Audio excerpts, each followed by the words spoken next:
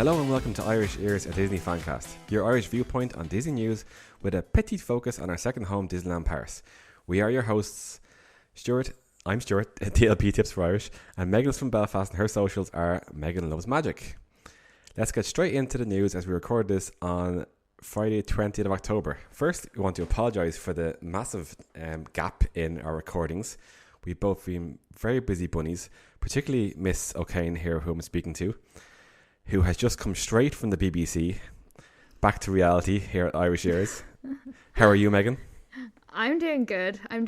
It's been a busy week for with the Disney 100th anniversary.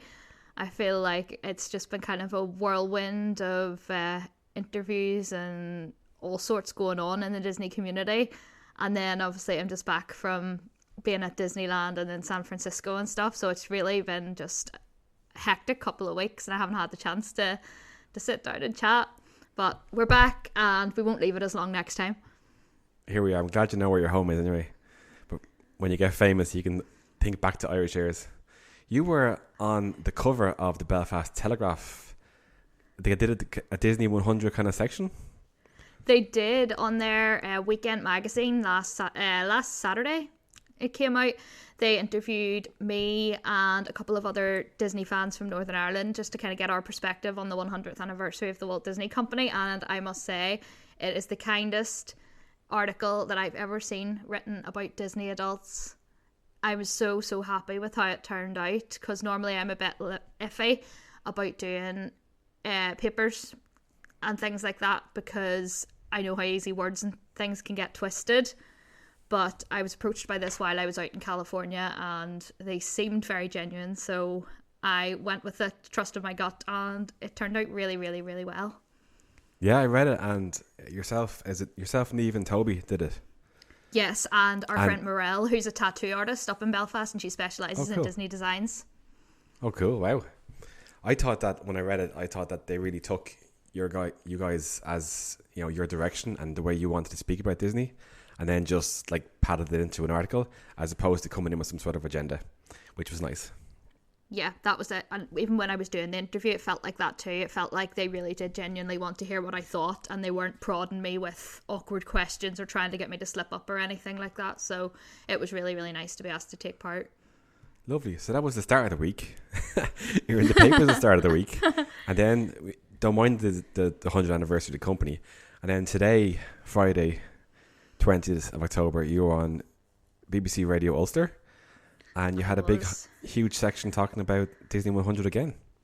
Yeah, I was on BBC Talkback. It was a really interesting experience. And they actually invited me to come down to the studio to record it as well, rather than just doing it from home, which was really interesting. And I was on there with a Disney academic, which was really interesting. And a cartoonist from Belfast as well, who was really keen to share what they loved about the animation side of Disney. So it was really nice that people from Northern Ireland and the island of Ireland, if we're being politically correct or whatever, are getting these opportunities to do the media interviews and do the press, because I feel like sometimes we do get a wee bit overlooked when it comes to the bigger opportunities. So hopefully this is the start of more doors being opened for people north and south.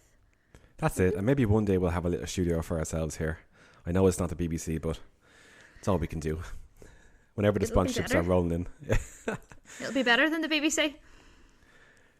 Staying on the topic of all things Megan, you spent an awful lot of time in September in America and in California, to be exact. Where do you want to start with that? Do you want to do a whole trip report, or do you want to take your best bits? I can touch on two Disney things that I did in San Francisco that people might be interested in doing if they're planning to go over there. I can do that really quick. I went to Lucasfilm, which is where they make the Star Wars movies. In San Francisco, there's actually a fountain outside Lucasfilm that has Yoda on it. If you look on the San Francisco hashtag or anything on Instagram, there's loads and loads of pictures of people at it. Anyone can go and take pictures at the fountain, but we actually got invited in, which was really nice, by some of their like reception and security staff. It was quite tight, like you weren't allowed to go anywhere apart from the one room that they brought you into, but they had lots of like film props and all the awards that the Star Wars films had won, and you could take as many pictures and videos as you liked in that room. I was fangirling a lot. I was freaking out because I was just not expecting that at all. I thought it would be a very much like locked doors, nobody welcome in, but there was just Lucasfilm employees just walking in and out of the lobby, and I was like, this is madness. But the main thing that I was doing that day was actually going to the Walt Disney Family Museum, which was, I actually have TikToks coming that shows all of that, but it's a really, really interesting experience if you're ever in San Francisco and are hardcore Disney fans, hardcore Walt fans especially. It's very much focused on him as a person and his family life, as opposed to Disney as a whole, like the Disney100 Exhibition that's in London at the moment is. It's more about Walt himself and his inspiration, and all of the pieces in that museum have been donated by the Walt Disney's own family.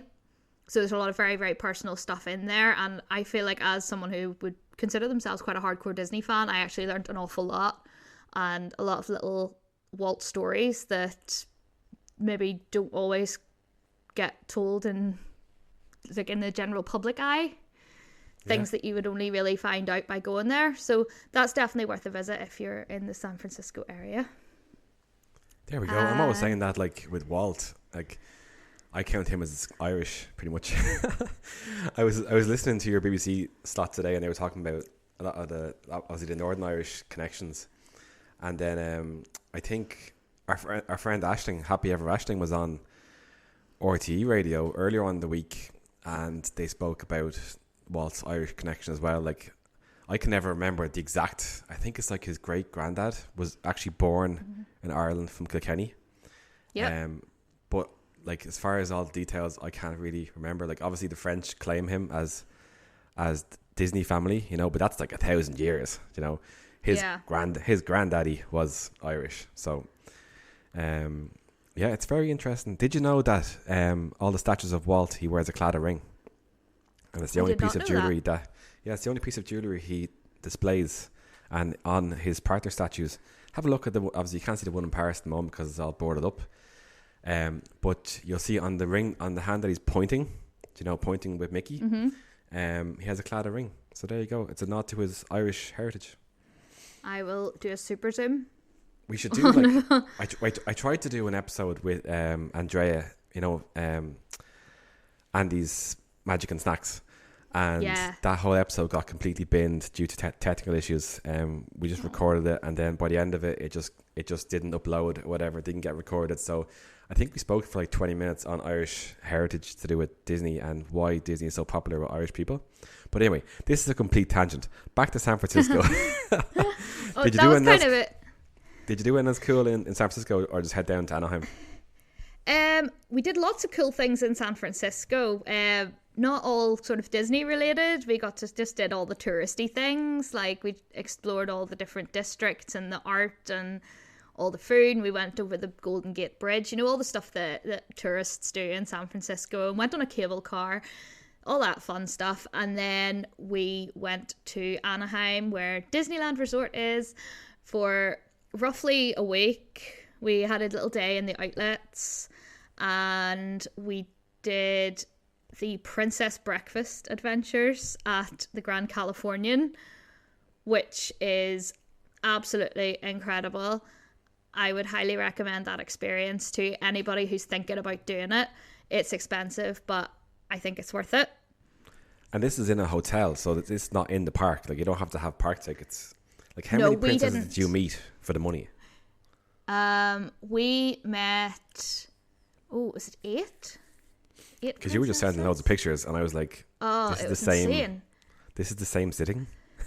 Did you eat it all? It's a totally different way of doing character dining, that experience, and I think the price tag is probably why it's done so differently. But instead of the princesses walking around the restaurant, there's like a terrace area where you go out and meet them when you have a gap between your food. Like, there's some food comes out to you, and then someone's at a buffet that you can go and get yourself, so you can sort of pace yourself, and the princesses, there's usually 2 on the terrace at a time, and they swap every 30 minutes. So we were there for about 2.5 hours and we met 8 You were there princesses. all day. I could have stayed. I could have just stayed. That'd be so funny. But it was so good, and like the mix of classic and modern princesses as well was amazing, because I find sometimes, with the Disneyland Paris princess dining, it's all very classic. Not all the time, but you get, like, get your Cinderella, Aurora, Snow White. It's the older ones, whereas at this we managed to get ones like Raya, and we had Mulan, and we had Tiana, we had, trying to think who else, we had Rapunzel. Just the more it was a real good mix, I thought, of like the classics and the more modern girlies. So it was really fun. I would recommend it. It's pricey, like I said, but if you're really into princesses and you don't want to stand in lines in the parks to meet the princesses, if you like, the lines aren't that bad anyway, but if you've got, especially if you've got wee ones who won't stand in the lines, the princess breakfast is 100% worth doing, because we found we only had maybe like 2 or 3 families in front of us at each queue for each princess, so you really weren't waiting long at all. And because it was such a small environment as well, like such a small intimate restaurant, that you got longer with the princesses too. We had really, really good quality interactions with every single one, so that was fun. Yeah, like I always find that, particularly in Paris, like you're eating your food and then there's a character on top of you and you have a mouthful of food. It's kind of like, can I have a bell for it to ring so you can come over when I'm ready for you, kind of thing. Yes, exactly. But it's nice they were out on a terrace, and it's nice that they had, a bigger selection of princesses. Like maybe, I mean, we always forget that Disneyland Paris has only been owned by Disney fully for like 6 years. So they're plowing money into it, and they're probably going to change a lot of things to get in line with the American parks, hopefully. So yeah, it's really interesting getting like your viewpoint of American parks, and maybe things in America might come back to Paris. Yeah, I think that like the main thing that like really shocked me was the amount that you got for the price, because when I say how much it cost us about $175 each, and that's including tax and tips. That's a really good hack, actually, or not a hack, but a tip. Whenever you're doing Florida or California, don't go by the prices on the app, because those are pre-tax and pre-tip. Those are not the actual prices. So it says on the app that it's $125 per person, but it's not. It works out about $175. But then when you convert that back to euro, it's not that much dearer than Auberge, and you get the difference in what you get is just night and day. Yeah. So I would love to see the experience like in Paris, and the price kind of match up a little bit more would be. Yeah, I think it's better. That seems like better value, like 140 euro basically for like, say 8 princesses on your own terms, 2 hours. 2.5 hours. 2.5, I would say. Oh well, one day. One day. You went to a little wee party of a little green man, did you? I went to the Oogie Boogie Bash. I did. It was really fun. I was pretty sick that night, like I was not feeling my greatest, but I still had a fantastic night. I think it was one of the highlights still of the trip. We didn't have as much luck with the rare characters this year. I feel like they have like realized that everyone's trying to do everything in one night, and they're now really trying to make people prioritize. And like everyone was doing a bit shorter sets this year than last year, so you had to really pick who was important to you and stick to your guns with them. Like we met Lotso from Toy Story. He was our like number one priority. We pre-queued for him. I asked you when you were over there, but I don't think I got an answer. Amazing. Did he smell like strawberry? He did. Oh, he did. Yes. I didn't think he would. I don't know whether it's his real scent or whether someone's like sprayed it or something, but there was definitely a strawberry scent around Lotso. No, it was so authentic, and he gives such good hugs. So he was like our main, like, we must meet this character. And we also got to meet... The Oogie Boogie Bash, like that happens multiple times a week, does it? Or like, every few weeks? It's like 3 times a week. It's like Sunday, Tuesday and Thursday usually. Because I've seen some months. vloggers, going like nearly every week for about 2 months. Oh yeah. So maybe that's what they're trying to do with the, where you were saying that it's hard to get all the characters in one night. They kind of want you to come back. That's it. They want that. They want money. That's it. Always it comes down to. And California is a real park of locals, isn't it? Yeah, it is. They expect people to come more than once. They've got so many magic key holders, and I think key holders get discount on their park or on the Oogie Boogie Bash tickets as well. So that's kind of an incentive for people to buy more tickets if they're getting a discount on them. But we also got to meet the Sanderson sisters, but obviously Minnie, Clarabelle and Daisy dressed as the Sanderson sisters. We got 2 out of 3 last year and no group photo. So we decided this year we have to rectify it. So we stood for like 90 minutes to get our group photo. How are you still alive? How are you still not in orbit? It was amazing. Like that? It was fantastic. And because I was dressed, I had a costume. I was wearing a really niche costume of... Okay, at Oogie Boogie Bash, they have this parade called the Frightfully Fun Parade, and I wore the outfit that Minnie wears in the Frightfully Fun Parade. So, like, the second we got to the front of the Sanderson sisters meet and greet, Daisy and Minnie clocked it straight away, and they were like all over it. Absolutely loved it. And like even the cast members were like looking at me going, "Who are you meant to be?" And like Minnie and Daisy were like, "What do you mean? Who do you mean? Who is she meant to be?" So I'm so glad Minnie knew who I was, because if nobody else, I didn't care if nobody else knew who I was. Minnie knew who I was. So that was really good. Yeah, she knew, and we had a really good meet. And I'm trying to think who else we saw. The Kingdom Hearts characters were back, which was really, really popular. Yeah. They had like Goofy, Mickey, and Donald swapping out all night in their Kingdom Hearts. I always think the Mickey uniforms. outfit looks kind of like he's a pro skater or something. Yeah. It's weird, the costume. It is a weird costume, but he was lovely. He was a real highlight, actually, of the night, even though, like, I know a lot of people maybe wouldn't prioritise that at a party, because you can meet Mickey, lots of times, all the time at the parks, but he was a real highlight for us, and I'm really glad we did stand in his queue. And we got Mr. Smee, I think, as well. Mr. Smee. We saw the Queen of Hearts. They just seemed to throw out some really random characters around the kind of Buena Vista Street area. Prince Hans from Frozen was there. We were really trying to get him all night. Yeah. But he was on the shortest sets ever. Like, if you weren't there the second he came out, you hadn't a hope, because they just kept cutting the line after like 5 people. So I think Prince Hans is incredible meet and greet. Like, when you think about the story and how he's a real baddie and he has such a turn in the movie. I think it's an incredible meet and greet. Like, for a face character, there's not many face male characters, like villains. Yeah. He's a brilliant villain. Gaston is a bit one-dimensional. God love him.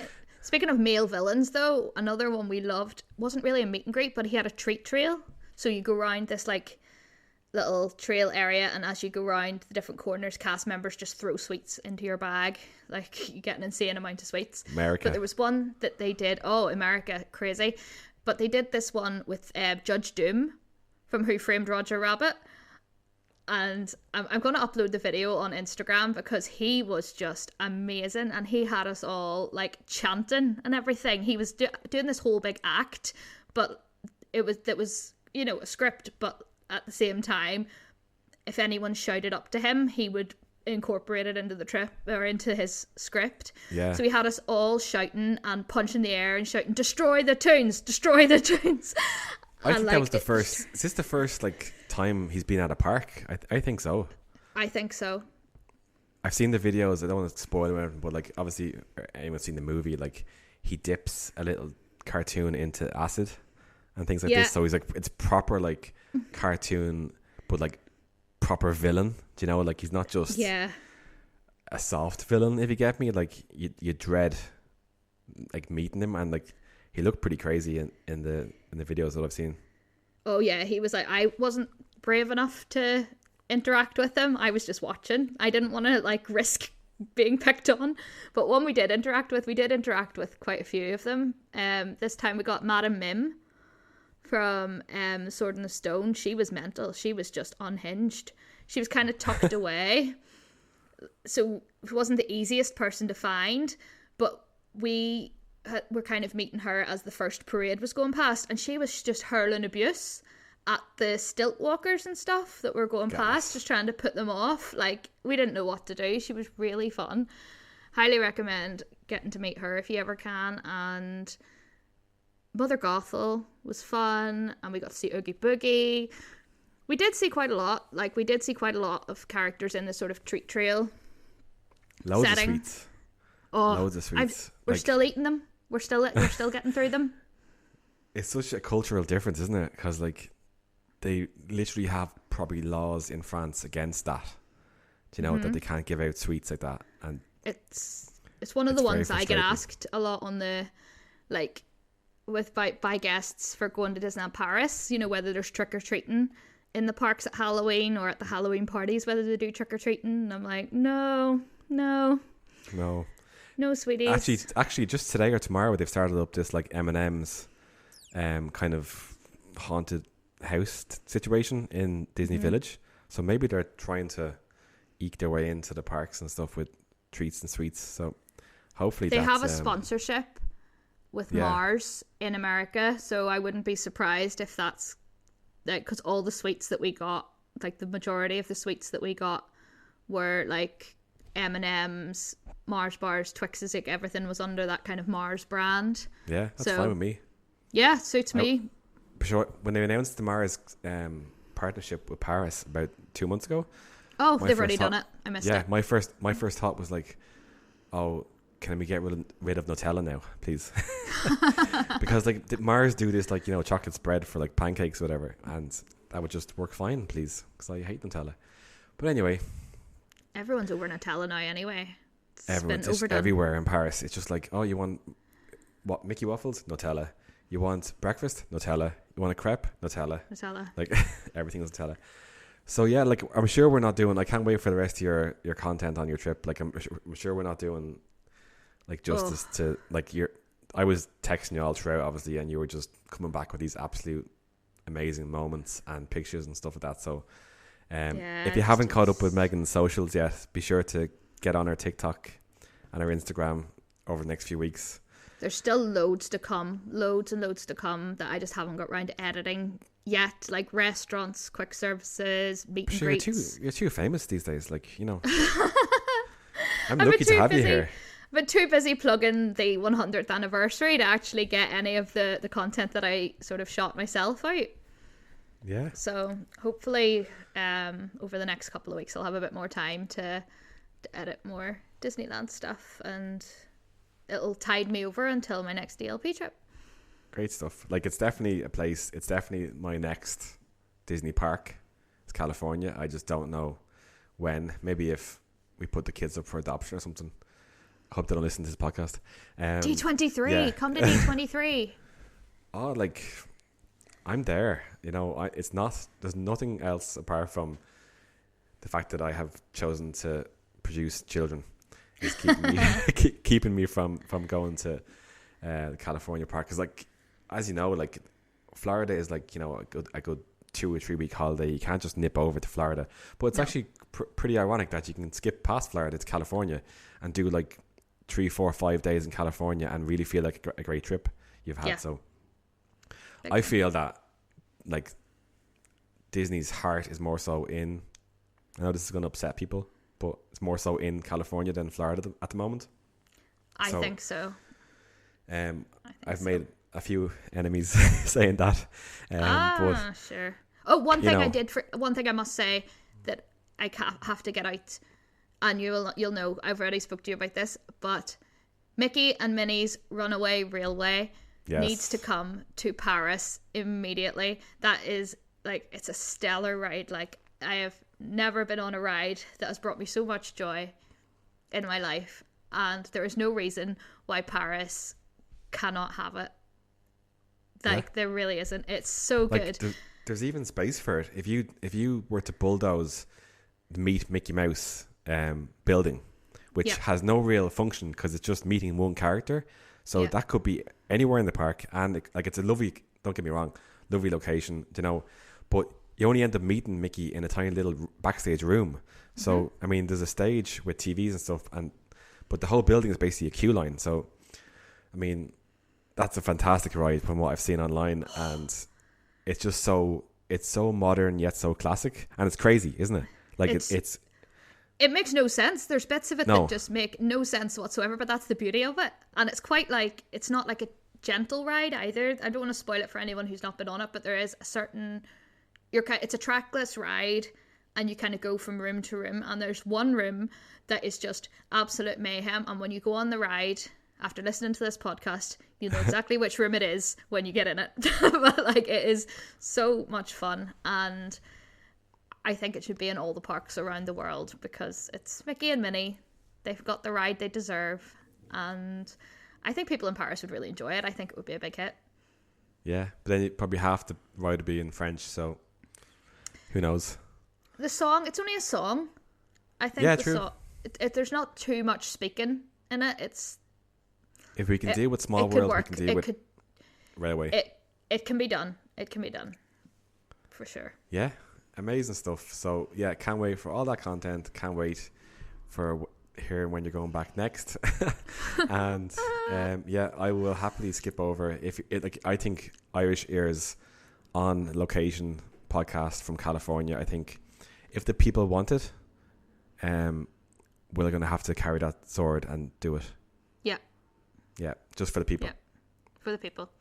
For the people. Right, so back to news closer to home. We haven't been online here in about 5 weeks, so there's an awful lot of news to get through. We're going to skip over all the little, like the fact that there was maybe a new brick laid in a certain, part of Disneyland Paris, and go for the big hitters. The big boys. So we haven't talked about, I don't think we've talked about Disneyland Hotel. We have a bit. A little bit? We have a bit, but not. I think has been released since we last spoke about it. There's been more in-depth detail released since we last spoke about it. So even this week, we got a huge big fact sheet, 12-page fact sheet about the hotel, and it's not really any more new information. I just literally before this podcast started, I was on the Facebook group just someone was asking about the Princess for a Day. And that looks as if it's going to be hotel guests only because it's booked through the concierge at the start. Now they're obviously trying to soft open these things, I suppose. Yeah. And making it feel special for the guests. But like I said to Andrea on the DLP Clubhouse podcast, which I had to do while you were away. Of course. I think that they have completely hit the nail on the head with what this hotel, obviously the costs and the price are extremely prohibitive for a lot of families and guests. But I often thought that the kind of upper ends, now I'm not part of these upper ends, but the upper ends of kind of, I suppose, like, not to be crass, but just wealth in Paris and in Europe.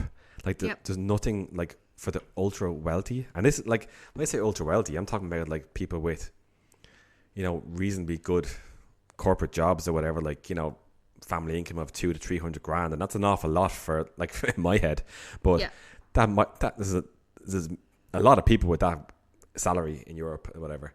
So, like, this is a place for them to spend their money and get a higher experience at the parks. Like, I know it's terrible that you spend more money getting a higher experience, but at the end of the day, all Disney parks are a business, not a charity. So maybe if more people are meeting the princesses in Castle Club and in the €10,000 per night Royal Suite, there'll be more room for us in Princess Pavilion, which is going to be free still, I know. And I think as well, like, some people, use the Disneyland Hotel as like a once in a lifetime treat.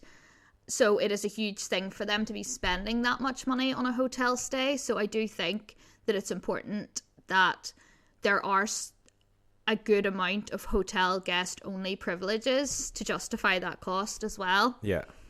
I know it's annoying for people who are staying off site and who would like to do these experiences as well, or even people who are staying in different hotels on site, like myself included. I'll probably never stay in the Disneyland hotel, but like it, when you think about it from a, you know, justifying the price perspective, if I'm paying that amount of money, I would like some exclusive benefits that not just anyone can do, or else, you know, what's the point in staying there? And it is the one thing that I'm always frustrated about, the access. There's an awful relationship with Princess Access in Disneyland Paris, as you know, that doesn't suit the cast members, doesn't suit the guests, and doesn't suit like the business, I suppose, in that, you know, it's really hard to get to meet princesses in Disneyland Paris without queuing for an hour and a half or paying €90 for 3 princesses and a very mediocre meal. So the fact that you can now say, okay, you want to see them, here's the cost, and you're going to get way more princess access for the cost, for the money. So like, hopefully, it just balances out everything, makes it all, you know. I loved it. I loved the hotel before because I never stayed there before it was shut down. I used it as a kind of a massive sofa. Yeah. So like when we got wrecked in the parks and it's just there at the gates, so we just stumbled in to the hotel, found the nearest sofa, and, you know, probably got a few drinks or went to Inventions or whatever. But it was definitely just so nice that you had a bit of luxury that was so close to the parks, because I feel that like Hotel New York, it's just beyond Disney Village, so you're kind of going, oh sure, I'm here, I might as well be in Sequoia, I might as well be in Newport. Yeah. There's nothing special about the location of Hotel New York, even though the hotel, I've never stayed there either, but the hotel is really nice inside, and everyone who stayed there says that it's a step above anything else. But Disneyland Hotel is going to be another step above everything else. Some of the concepts are a bit strange, like this deluxe room with the nighttime ritual. Have you seen this? Yeah. So they have this canopy, which someone got promoted over that idea because it's so strange. It's like, bizarre. I don't know whether you like press a button or like you clap in the room or something, and there's a light situation going on in the roof with like this like fabric canopy, and it's magic. I don't know. Like it's such the Disneyland interesting Hotel. Wording. Yeah, Disneyland Hotel in California obviously has the classic fireworks behind the bed frame. Do you know? Yeah. So I think they were going for that vibe, and maybe it's going to work. I don't know. It's just the word, like the bedtime ritual, just makes it sound a bit cult-like. So I'm like, what is it? What is this going to be? But I suppose all will be revealed come January when the first set of guests stay in it and provide us with the YouTube videos to show us what this ritual's all about. Yeah, I shall be staying there, but I won't be getting the ritual. I had to go for this. Well, maybe my own personal ritual, but I had to go for the cheapest room in the whole place just to get in the door. So that's it. I'm hoping to bring y'all a bit of first-hand content and coverage. I'm excited. I'm excited. I can't wait because, like I said, I've never even stayed at Hotel New York. So I'm actually doing Hotel New York one night and then Disneyland Hotel the next night. Unreal. Just like my mind's blown with this because like I didn't stay on site for, I did the maths, like 20 years or something up until last January, where I stayed in Santa Fe and then Sequoia the next month and then Newport Bay in May. And now to be staying in these two hotels is just like, I don't know, my mind hasn't processed it just yet, so we'll see. I don't look too ahead to these things because they can often get cancelled for reasons unknown. We'll not put that out. We won't put that out there. No. Right, so Disneyland Hotel. Yeah, there's nothing really else to say about it. Like everyone's excited. The cast members got a good preview there. Curiously enough, they did this preview of a table situation with lights that everyone thought that it was meant to be for Lumiere's restaurant, which is the €120 a night table service restaurant. But like DLP Report, for example, said that it's not expected that this is part of your meal. Like this is not going to happen. This is just for the preview. So a little bit strange now there because like a lot of people shared that, like from the likes of Cave of Wonders and things like that. Like they shared it across social media without context, and then it ended up obviously in Disneyland Paris Tips for Irish Facebook group. Yep. And everyone was saying that, oh, I can't wait for the hotel to open, like, to see this. And this is apparently quite a common thing in very high-end restaurants across the world, which I have no idea about. But people more learned than me tell me that, you know, you go to high-end, 5-star, like I'm thinking like Dubai probably restaurants, and there's light situations on the tables is a common thing. You know, where your meal comes alive with lights. And like, yeah, I don't know. That's if a great idea. Are going to find the money? Like, I don't know. I don't know. It's not very good. Like, you know, it would be great marketing if it was actually going to happen. But I think it's all going to backfire, though, now that it's been kind of shared everywhere to make people think that that's what they're going to get when they book into that restaurant.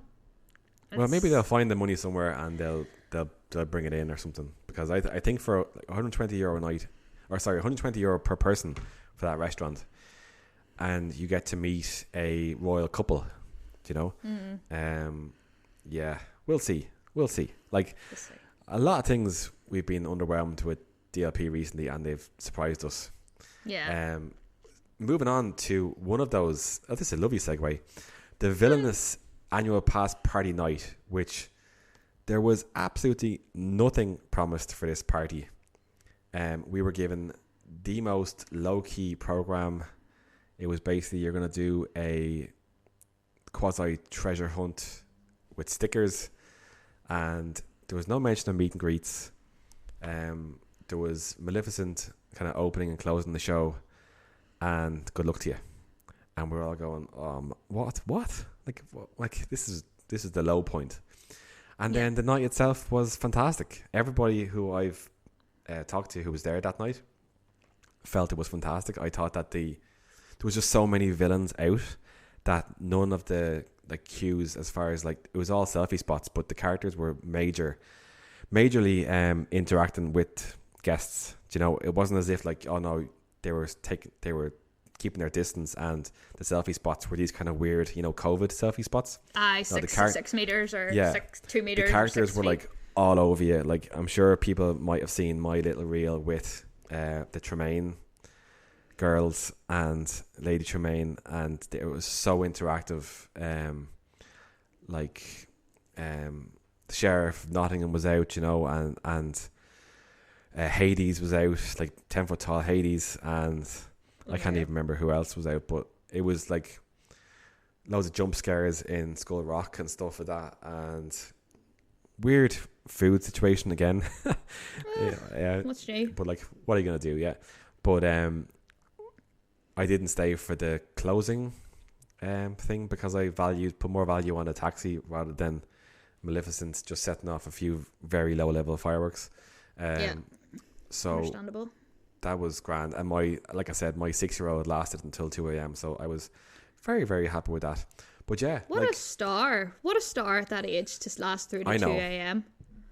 Unbelievable. Now we did have a little rest when we got to the hotel, so, but still unbelievable work. Well done. That whole weekend was nuts. It was crazy. Like, that was the Friday night, and then the Saturday was the end of the 30th anniversary. And I have never experienced an atmosphere or emotion like I experienced that day in the parks, because like just the buzz from the queue going in, everyone was there for like just to say goodbye to Dream and Shine Brighter. And there was 4 shows on that Saturday, and like people staked out their spots for the whole day, and so the 4 shows in a row. And like every single performance of Dream and Shine Brighter was extra. Do you know, they got all the dancers back from the 2 seasons of Dream and Shine Brighter. They had extra daytime fireworks and the kind of powder fireworks off the castle. There was like, we stumbled upon these lovely guests who were doing like just face painting for other guests in the park. Oh, that's nice. Like in the plaza, just like such an atmosphere. Like, I walked around, did the little circle in front of the castle there about 3 or 4 times. And every time I walked around, I was like bumping into new people who I know from Instagram or whatever. And it was like some sort of mecca situation where like everyone knew to be there that weekend, and everyone was on board with just having a great time. And there was very little rides had. There was no characters met. But I'd say if you went there like and you didn't know that you were booking that weekend. Like imagine like random family like books that weekend, and there's this, you know, happy riot in around the castle all day. I'm sure they must have had a great time though in terms of like ride queue times and stuff like that, because if everyone was staking out around the castle and up and down Main Street all day, like people aren't on the rides. Big time.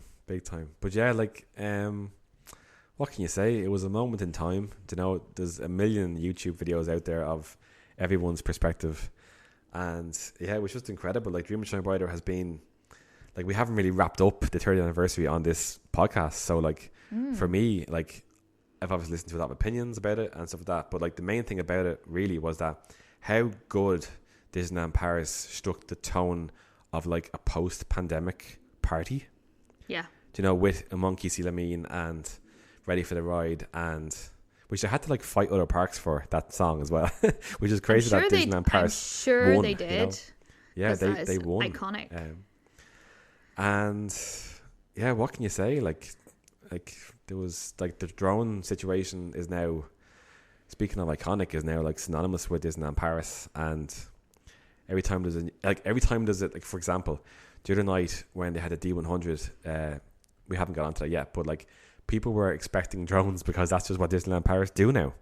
Yeah. And it didn't happen, and a lot of people were upset by that, and we're just being completely spoiled by like the drone team at Disneyland Paris. But like, I don't know anything about it, but I'm telling you, there's way more to come from the drone team at Disneyland Paris. You ain't seen nothing yet. I think when the new Symphony of Colour one starts up early next year, I think it's going to be amazing, and I think that the team they have now deserve the break after the 30th anniversary and Bastille Day and Power of the Night and everything else they've been doing. Like, let them have a wee minute and then come back with everything else. Isn't it genius? Because like the Main Street Electrical Parade, the problem with that for me was always that it was a parade, because like, as in, you had to sit in the one spot for ages and then watch things go past you, and then whereas if you translate that to the sky, everyone can see it at the one time, and you can create landscapes, and you know, with the music and everything, you can tell a story. Whereas parades kind of, you know, where they kind of roll in and you can kind of hear the music coming, and you can't really tell a story with a parade. Well, the best ones you can, but like, I think that it's made for a drone show, like the Main Street situation. I can't wait to see it. It's going to be amazing. Yeah, and then we had those amazing farewell drones the night of 30th September as well, where they had like Merci and Thank You written, and they had Dreams written up in the Dreams logo. Yeah. It was just surprise after surprise. Class. It was fantastic. I had a great time. I feel like I was there. It's still all over my it's still all over my TikTok For You page even now. Like weeks later, I'm still getting finale performances of Dream and Shine Brighter on my TikTok. Yeah, because I've never seen like there's this excuse me. There's this TikToker called Ethan Morris, and this guy has blown my mind as to what TikTok is capable of. So he's a streamer, and he came to Disneyland Paris for 3 or 4 weeks and just streamed all day, every day, like just like non-stop. So he had a power bank on his phone all day, just on TikTok, answering questions, you know, just chatting to his like over 100,000 followers. But I caught him. I wish we could record the streams, but they just go and then they're gone. I caught him. We were walking out at the parks on the 30th of September, and it was in Town Square, and we had just waved goodbye to the characters in their 30th anniversary outfits for the last time. And I met him a few times over the past few days because he's a raving ginger. Yeah. And when I saw him, I was like, you have to be Irish. I have to find you and give you a badge, you know, an Irish badge. And he was like, oh my God, this is amazing. I'm pretty sure that I have some Irish in me, but like, whatever, here we go. So I found him, gave him a badge, and then he's a lovely lad. And, you know, he's all about Disney. He was skipping from Paris, like a month in Paris. He then skipped to Oogie Boogie Bash. Then he went to Aulani, and then he's now on a cruise around Australia or something. Like, all about Disney. Anywho's. Just right. I met him in the Town Square as we were leaving. And I said to him, because he's obviously American, and like, I said to him, you know, Disneyland Paris is not perfect. It's not perfect in a lot of ways. It's far from perfect in a lot of ways. But have you ever seen a day like today, or have you ever heard of a day like today in any other park? And he put down his little tripod and he said, hang on, y'all, I gotta say this, right?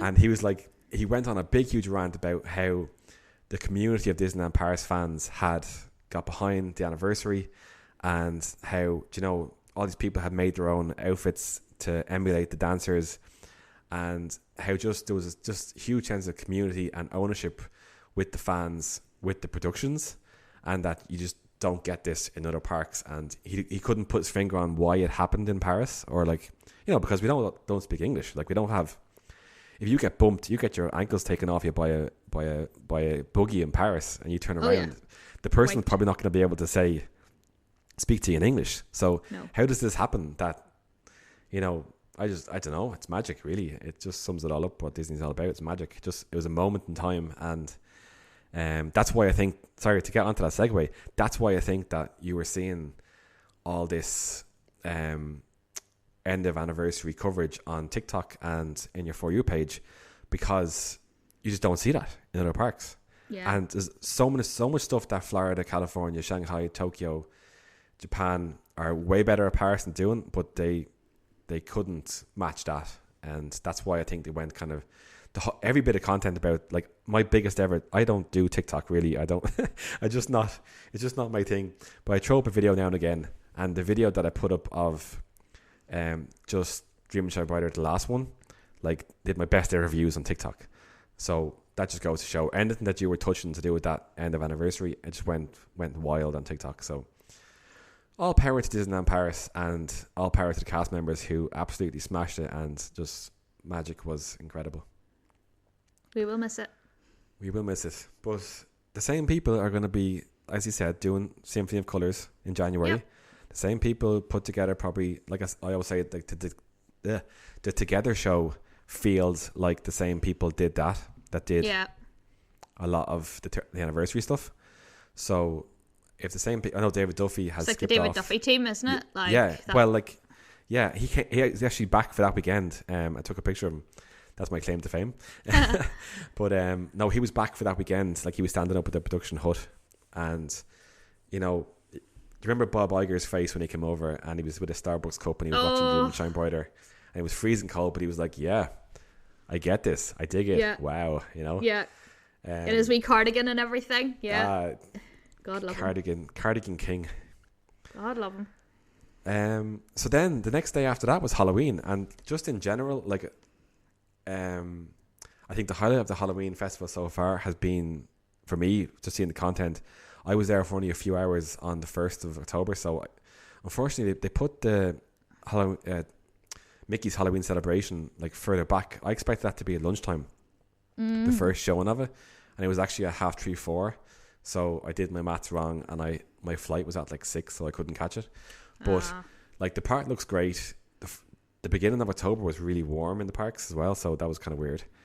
But now it's cold, rainy, and like, for me, the highlight of the content so far is Jack and Sally.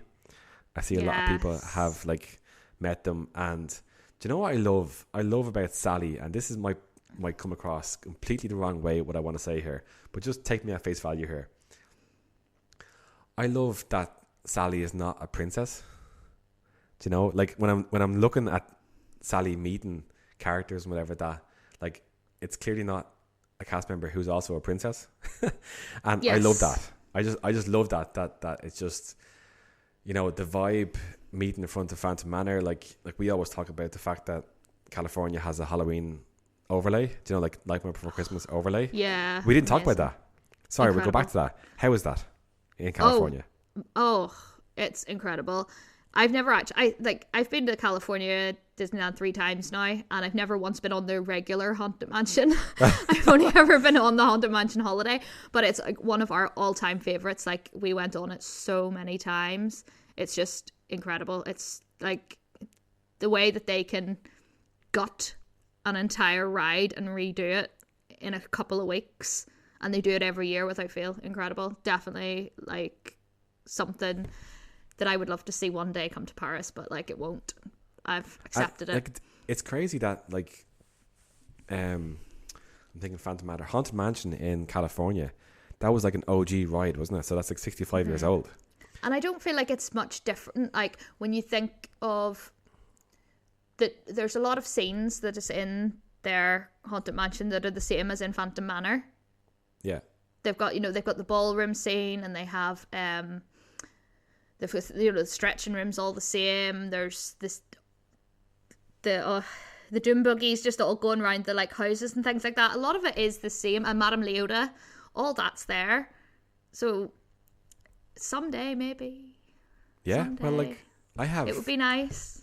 I'm way too optimistic about Paris over the next few years, because I'm looking ahead at, like, you know, this 2023, right up to kind of Mickey and Minnie's birthday in 2028. Thank you. Yes, sorry, excuse me. I should say Minnie and Mickey. Yeah. Like, I just see 5 years of like a huge, it's a corporate word now, but pipeline of magic coming. That, like, there's so much to celebrate over the next 5 years. That why not? Like, why not now that this is the kind of second 5 years of Burbank owning Paris. So why not dream big? Is my thoughts, really. So, like, for Mini 100, I will be swinging around the flagpole. Like, I'm I ready for Mini 100. I'm ready. That's so funny. You're gonna like polka dot week. Polka dot year. Imagine. I'll be there. Yeah, leading it. I know you will. The only question I have is that will they have a restraining order in time for that? They're probably writing it. It's probably being filed right now. Yeah. So obviously we have. This is now 20th of October. Halloween night's going to be an extended night. I'm hoping to get this podcast out tomorrow, so yeah, this is going to be very relevant.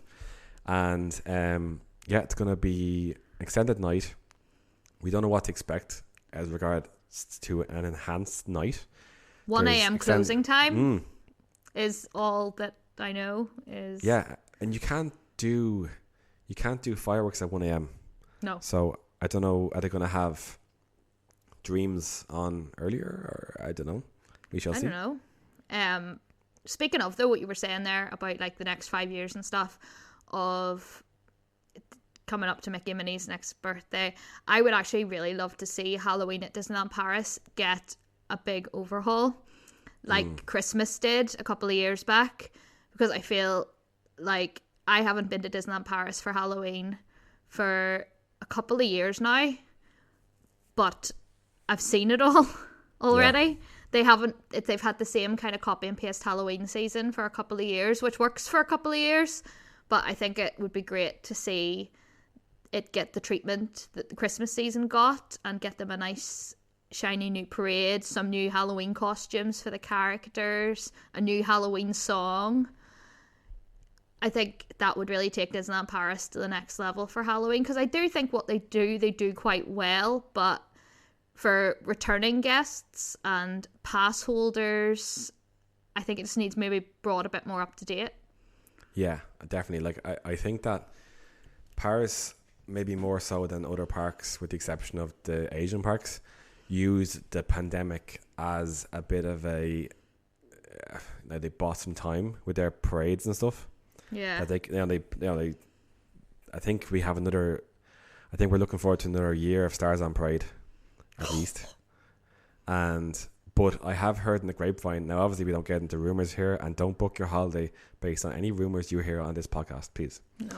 But I think this is the last year of Vive la Vie and that parade.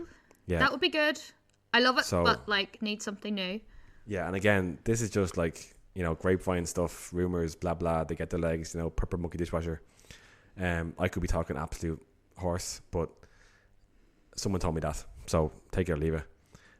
It's nobody connected with the company, and yeah, like we've talked about in our 24/7 DM chat that you know, like, use your imagination for Frontierland. Like, I love the way they have the Coco kind of overlay, as you call it, but like they really could go to town. Like, imagine if they closed Big Thunder for a week or two, early September, like right after the school holidays. Yeah. And they reopened kind of Frontierland can't really close the whole thing down. But if they reopened Big Thunder with a Halloween overlay, like imagine how good Big Thunder could be with a Halloween overlay. Unreal. And Big Thunder is looking at perhaps some major renovations coming up soon. So they could use that to kind of plan out an easy kind of, the way, like Lego blocks, like they could use it to plan an overlay. Yeah, what an overlay could look like. Exactly, because you have to plan these things for logistics and stuff. So yeah, if they could slip in a bit of an overlay into Phantom Manor. I do think that Phantom Manor is a bit more of a masterpiece of a ride than Haunted Mansion. So probably in Paris they're like, oh no, we don't touch our masterpieces. But I think imagine if you went through the caves and the tunnels in Big Thunder and it was all purple and green and it had ghosts coming at you, and I just link so well with the whole team of Frontierland, who, by the way, our mutual friend Andrea and these Magic and Snacks did an absolute banger of a podcast this week on DLP Clubhouse podcast, where she went through the history of Frontierland and Thunder Mesa. So if you want to listen to 30 minutes of narration of the story, then definitely hop on over to the DLP Clubhouse podcast for that. But yeah, so Frontierland, as we know, has this amazing storyline, and they should bring it more into like Halloween type atmosphere for Halloween. And I think they could get away with a 2-month Halloween in Paris. I think 4 weeks. I think so. They can't really commit to anything too big. And I think that's part of like their reason for not doing the overhaul. They're like, oh, it's only 4 weeks, whereas like Christmas tends to be like 6 or 7, so they're more like more keen to refurb that. I think if they were running a longer Halloween season, there's definitely room to fit more in, for sure. Yeah, for sure. Like, judging by the popularity of the Villains AP night, I know it took like a week to sell out, which is unusual, but I just think that annual pass / Disneyland Pass sentiment isn't great at the moment with the price increases. Yeah. So like that's why I think it took a bit longer, and just the lack of a program, and everyone thought that it was going to be a 30th anniversary wrap up party, and they just sprung this Villains night out of nowhere. So that's why it took a bit longer. People are reluctant to spend the money when there's no program. Yes. Like I understand why Disneyland Paris don't release the program in advance. Kind of sometimes, but equally, if I'm the same though. Like even with the Pride events and stuff, if I don't know who the headliner is, why am I spending like €90 or whatever it is on a ticket if I don't know who the headliner is? Yeah. It's hard to make people part with their money when they don't know what they're getting, especially when sometimes their events can be quite hit and miss. Like they do some absolute corkers and then some really fall flat, so it's a lot of money to kind of spend. Yeah, like the difference was night and day between that March AP event where they had the adventures, the kind of the pirates and princesses came back in March this year. Yeah. But that whole night was a mess, I found, and they still lean too heavily into French. Like this sounds very Irish now, but just like the French language situation, whereby none of the they bring out. Who the name escapes me now? They always escape me. Jimmy Ocean and Betty Rose. Yeah. They come out and they don't speak a word of English, and they have English because they speak English on the Showtime YouTube shows. Yeah. But they get up on the stage and they're incredible. I don't know their history or whatever, why they're so connected to Disneyland Paris. I don't know, are these guys performers in France? Are they famous in France? I don't know these things. But there's just a heavy reliance on French language, and this is going to lead into our next point, but it really isolates and puts off, and it's not just the Anglophiles, the Irish people, English people, UK people. It's not just us. Like English, whether they like it or not, is like the common language, not only of Europe, because it feels like English is everyone's second or third language. Yeah. But this sounds a bit big-headed now, but of Disney globally, Disney is an American company.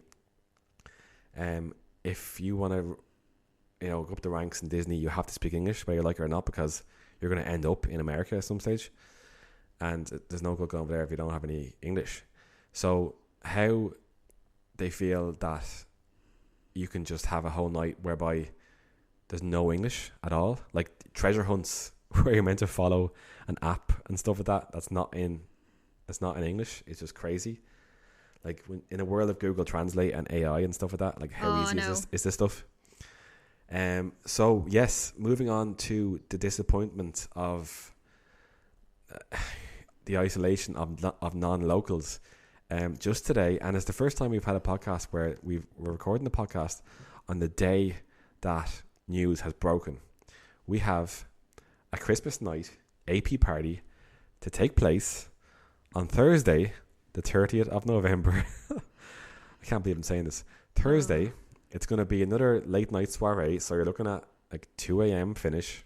Mm-hmm. It's Christmas themed, which, you know, is a bit of a lazy, boring.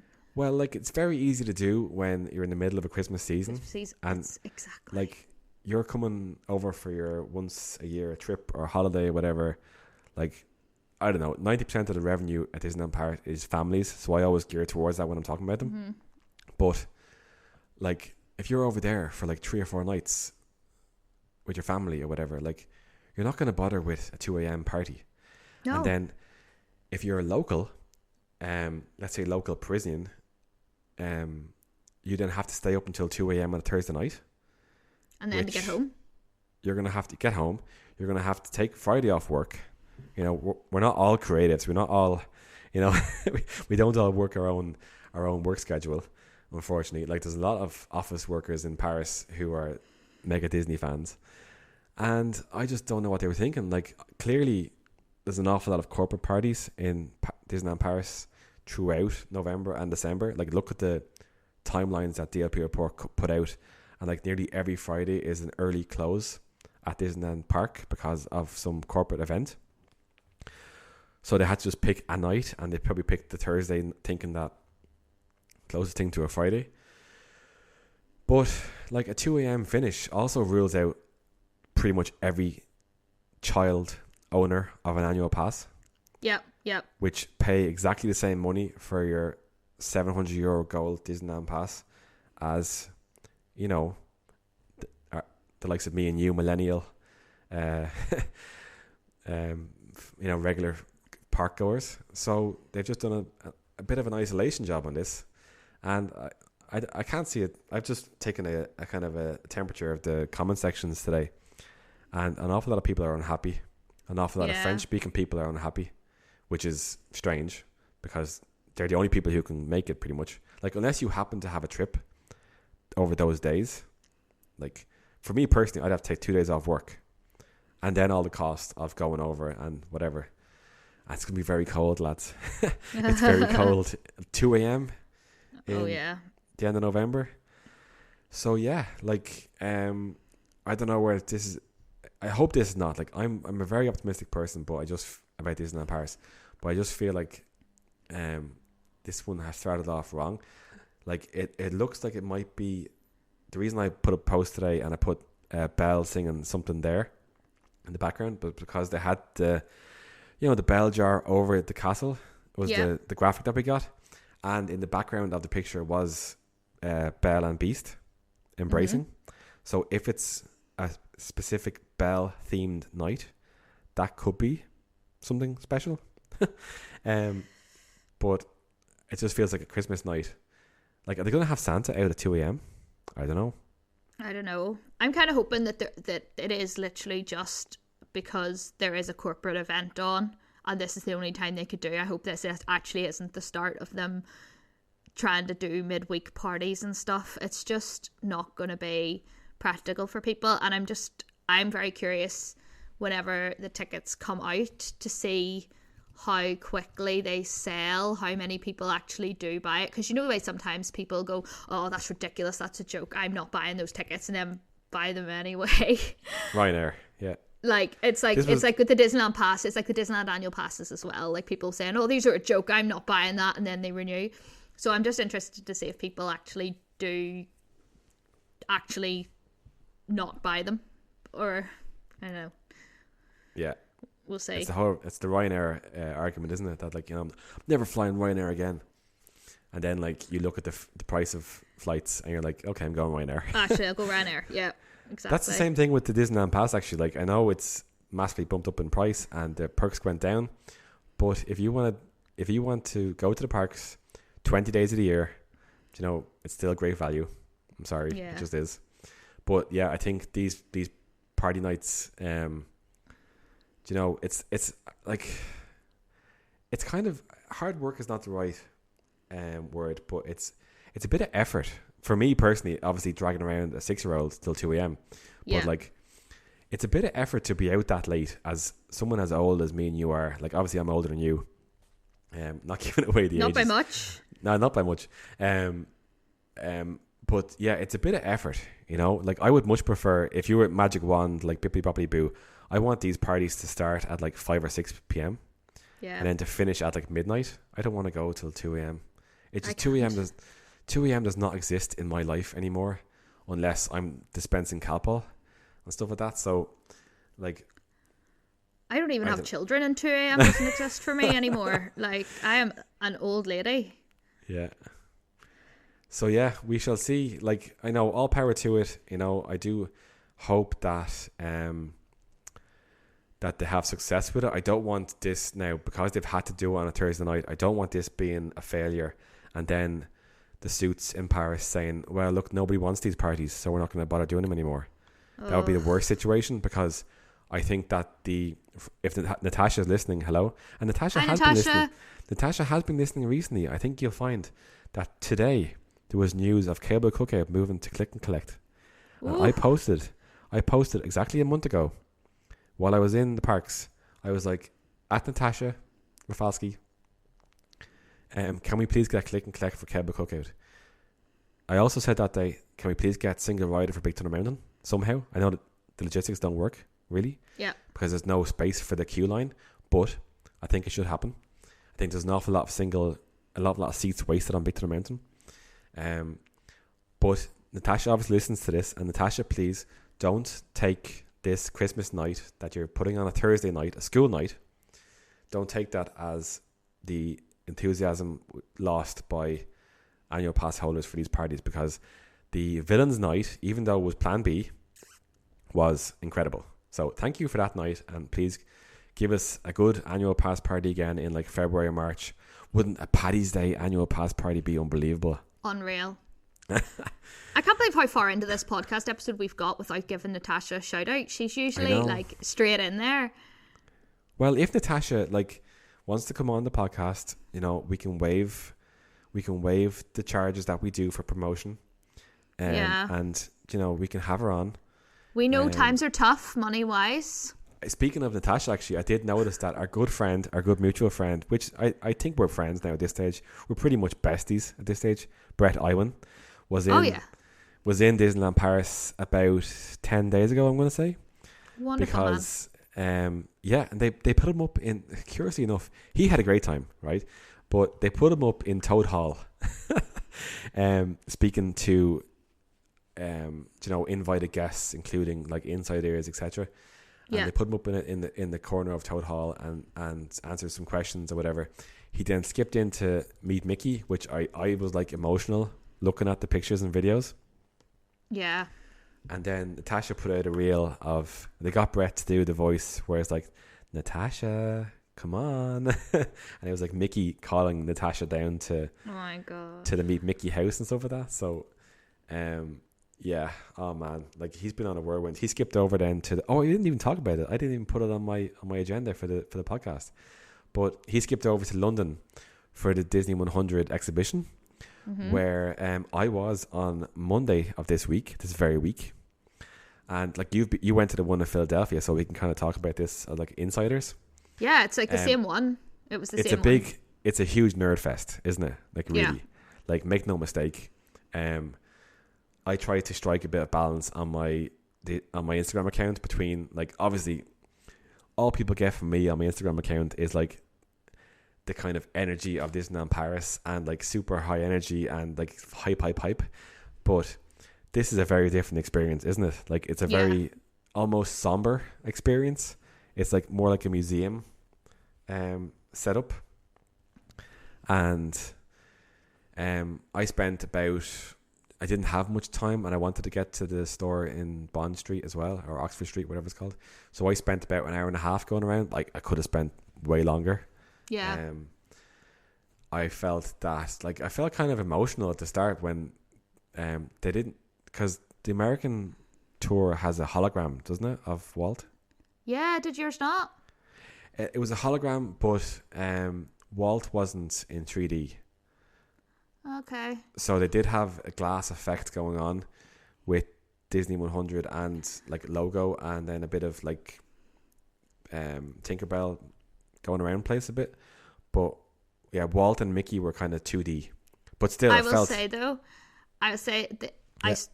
the hologram in Philly, and I genuinely wasn't that impressed with it. I think it sounds cooler than it is. Yeah. I don't think you're missing out too much. Like, I feel like everyone was like, "Oh my god, holographic Walt," which sounds incredible. But when we kind of got there, we were like, bit creepy. It's a bit strange. It's not really as. I had something very different in my in my head, and it just didn't really live up to it. But I think it's really worth going to if you're a hardcore fan. It's worth taking the time to go and see it. And I think London have had I've seen on social a bit of teething problems in terms of like queues and attendance and things. Like, hopefully they get that kind of ironed out. We were lucky enough when we went, it had already been in Philly for quite a few months. So the initial hype, it wasn't like mayhem, everyone diving in to be first to see it. So hopefully all the kinks will get ironed out. But it is 100% worth going down to see. Especially if you're a hardcore fan, you get to see costumes and props and all the good stuff from all the popular and even the not so popular films as well. They've got some quite niche stuff in there that's always good to see, and they've got a whole room dedicated to parks and everything. So with a little teacup. Photo ops, have a Minnie Mouse dress, Minnie Mouse's outfits. They've got a merch store. Like, it's a must for anybody who's super into Disney. Yeah, and like, just to explain, it's very immersive. Like, it's not like a Small World situation where you can see the roof and stuff like that. Like, it's extremely immersive. There's always a soundtrack playing in every room. It's Disney magic, so this is in the Excel Center, which is basically just a big box, but they've cornered off a section for the Disney100 Exhibition, and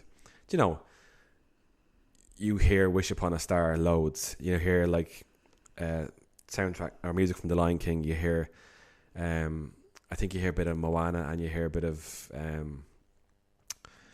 Little Mermaid and things like that, just like really orchestral emphatic versions of these songs, which are great. It's and the great thing about London is that people can just skip over. Like, I think that you could probably do a day trip. I think so. Gatwick, I think, is like about 45 minutes to the XL Arena. Or if you want to splash out and go to the London City Airport, that's right beside the XL Arena, like literally the same building nearly as the airport. So splash out and do that. But on that, I'm going to surprise you, because I didn't talk about this before. I'm going to use this podcast to give away a Disney100 badge and a Disney100 VIP lanyard. And so if you've made it this far, you're an hour and 13 minutes into the podcast. We'll do a kind of whatever like and share thing on Instagram. Yep. So if you're listening to this podcast, you're the first people to know about this, because I won't put it up for a few days.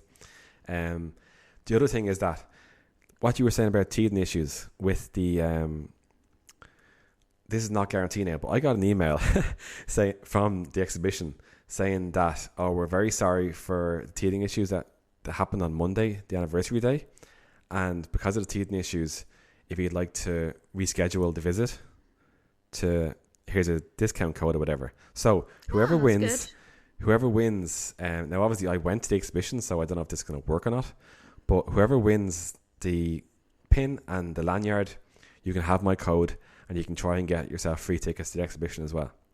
That is awesome. There we go. I think, is that our lot? I think that's us. I had something else that I thought about after that. The Disney100 exhibition. Oh, it's gone now. it's been a busy few weeks. Do you know, who knows where you're going next? Like Jimmy Kimmel, probably. Oh, if he'll have me. Yeah. Like, I really just want to say thanks for coming back to where it all started. It all started. Never forget, it all started by a podcast. Exactly. And that's a good spot to drop it on. There we go. Yes. Anything else? You want to leave it there? I think that's pretty much everything. We won't leave it 5-6 weeks before the next one for sure. Definitely no, not. Sir. Definitely not. No. I have just looking ahead, I have a trip in about 4 weeks to Paris for the Christmas season. I'm looking forward to that. It's going to be a super family trip, like the four of us. So do not expect the best content in the world. If I look in any way sane or in any way that I've slept, that'll be a bonus for the whole trip. Yeah. And then for December, I'm kind of keeping it open because I'm expecting some sort of maybe Christmas event. Maybe there's usually a kind of an Inside Ears event takes place in December, so I'm keeping that free. So watch this space. We'll be back on, and that leads us then into New Year's Eve, which, not saying anything, but it's not a ticketed event, but I hear it's going to be worth it. If you're going for New Year's Eve, buy those hand warmers, long johns, whatever you're doing, make sure you stay out for the entire night because it's going to be a good one. They do good stuff for New Year's. They do the bang bang, do the boom boom. Boom boom. Boom boom. Boom boom boom. Yeah. And then we have like January. I'm getting way ahead of myself here now, but the January so we have Main Street Electrical Parade in the Sky, aka Symphony of Colours drone show starting January 8th. Then we have the Disneyland Hotel opening January 25th. We also have Magic Over Disney at Disneyland Park on, I think it's the 6th and 8th of November. Yeah. And then the 17th, 22nd and 24th of January, which is going to be interesting to see at Disneyland Park because the last few years it's been at the studios. So again, it'd be interesting to see what they do with that. And then February 10th, we have, I'm calling it the new Dream and Shine Brighter, which is the Symphony of Colours parade / stage show in front of the castle. Yep. Oh God, that leads into March and Paddy's Day. And then, in case you didn't hear, we have the small matter of the DLP Tips for Irish group trip happening April 19th, 2 nights in Santa Fe. So again, everyone listening to this podcast is clearly an ultra fan, so get yourself on that trip. There's no cost above, it actually costs to stay in the hotel for the purpose of a group trip. So who knows?